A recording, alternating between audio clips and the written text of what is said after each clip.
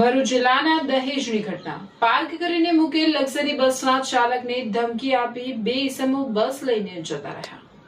ભરૂચ જિલ્લાના ઔદ્યોગિક વિસ્તાર દહેજ ખાતે જીઆરડીસીની કંપનીના કામદારોને લાવવા લઈ જવાની કામગીરી કરતી એક લક્ઝરી બસના ચાલકને ધમકી આપી બે ઇસમો બસ લઈને જતા રહ્યા હોવાની ઘટના બનતા પંથકમાં ચકચાર મચી જવા પામી હતી।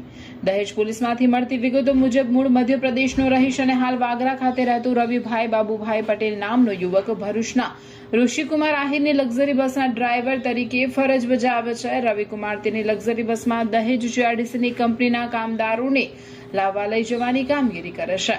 તારીખ 21 મીના રોજ રવિકુમાર સાંજના 7 વાગ્યાના સમયે કંપનીના કામદારોને લેવા ગયો। તે દહેજ ખાતે એક જગ્યાએ પાર્ક કરેલી તેની બસ લેવા ગયો ત્યારે લખી ગામના ભાવેશ પ્રભુ આહિર તથા દહેજના જયદેવસિંહ પરાક્રમસિંહ ગોહિલ તેમની ઇકો ગાડી લઈને ત્યાં આવ્યા હતા અને તે ઇકો લક્ઝરી બસમાં બેસી ગયા અને ભાવેશભાઈએ બસ ચાલુ કરી દીધી હતી। આ જોઈને રવિભાઈએ તેમને પૂછ્યું હતું કે અમારી બસ ચાલુ કરીને ક્યાં લઈ જાવ છો? આ સાંભળીને તેઓ ગાળો બોલવા લાગેલ અને તેમણે રવિભાઈને જણાવેલ હતું કે તું સાઈડમાં હટી જજે, નહીં તો તારા પર બસ ચડાવી દઈશ એમ ધમકી આપીને ભાવેશ આહિર લક્ઝરી બસ લઈને ત્યાંથી જતો રહ્યો હતો।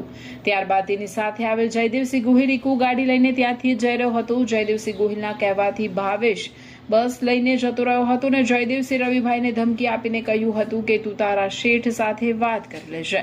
ઘટના સંદર્ભે લક્ઝરી બસના ચાલક રવિભાઈ પટેલે ઉપરોક્ત બંને ઇસમો ભાવેશ પ્રભુભાઈ આહિર રહેવાસી લખીગામ તાલુકો વાગરા અને જયદેવસિંહ પરાક્રમસિંહ ગોહિલ રહેવાસી દહેજ તાલુકો વાગરાના વિરુદ્ધમાં દહેજ પોલીસમાં ફરિયાદ લખાવી હતી।